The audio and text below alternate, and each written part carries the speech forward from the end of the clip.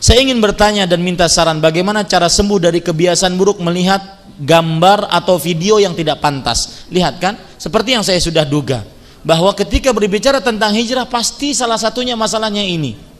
Ya. Karena setiap saya bertobat dan ada tekad untuk tidak mengulanginya, saya malah kembali melakukannya karena dorongan hawa nafsu yang kuat ketika berbuat maksiat tersebut. Saya tidak peduli gitu, tapi setelah saya sadar dan berhenti dari melakukan tersebut, saya baru menyesalinya, kayak ketakutan dan tidak ingin mengulanginya kembali. Saya juga setiap habis melakukan maksiat biasanya langsung nonton kajian di YouTube. Kemarin saya diselipi kajian hari Sabtu, Ustadz ditanya, Ustadz apa hukumnya nonton infotainment sambil zikir pagi? A'udzubillah. Kita lanjutkan pertanyaannya. Yang berkaitan tentang dosa maksiat tersebut dan cara menghilangkannya. Tapi kayak berjarak beberapa hari saja bertahan, malah mengulanginya kembali karena hawa nafsu yang kuat kembali. Saya merasa ketika berbuat maksiat saya tidak bisa mengendalikan diri saya. Jazakallahu khairan. Mohon penjelasannya supaya saya tahu cara terbebas dari ini. Saya juga suka berpikir negatif kepada orang yang saya lihat. Doakan saya cepat sembuh dan dari kecanduan yang melihat yang tidak baik ini. Dengan nama-nama Allah yang husna dan sifat-sifat yang mulia, saya berdoa di masjid ini, di majlis ilmu ini, semoga yang mempunyai kebiasaan buruk, terutama syahwat yang diharamkan, diberhentikan oleh Allah Subhanahu wa taala. Dibencikan maksiat tersebut di dalam dirinya. Makanya doa Rasul sallallahu alaihi wasallam kan beliau berdoa, Allahumma inni a'udzubika min qalbin la yakhsha wa min ilmin la yanfa' wa min nafsin la tashba' wa min du'ain la yusma'. Ya Allah, aku berlindung dari hati yang tidak khusyuk, dari jiwa yang tidak puas, dari ilmu yang tidak bermanfaat, dan dari doa yang tidak dikabulkan. Beliau juga berdoa, Allahumma inni a'udzubika min munkaratil akhlaq wal a'mal wal ahwa. Ya Allah, aku berlindung darimu denganmu dari keburukan akhlak, perbuatan dan hawa nafsu.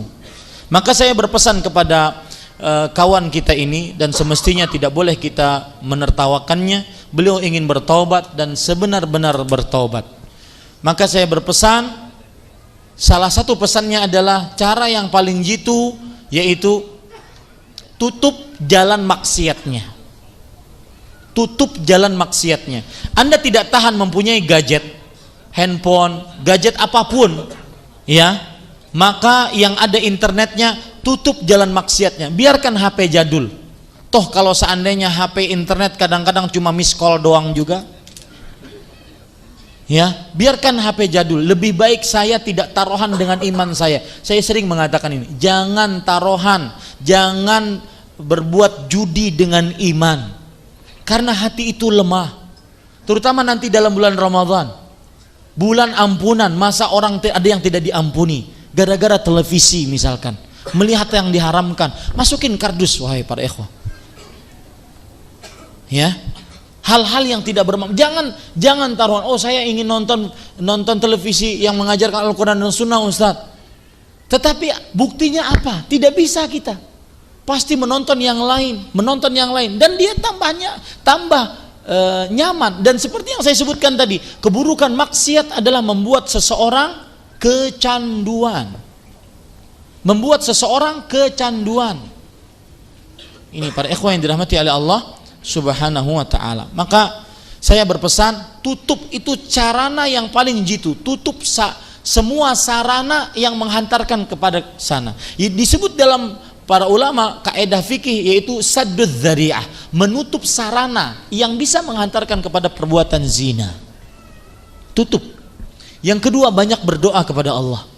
Berdoa dengan hati yang khusyuk dan yakin bahwa Allah akan menghentikan perbuatan ini.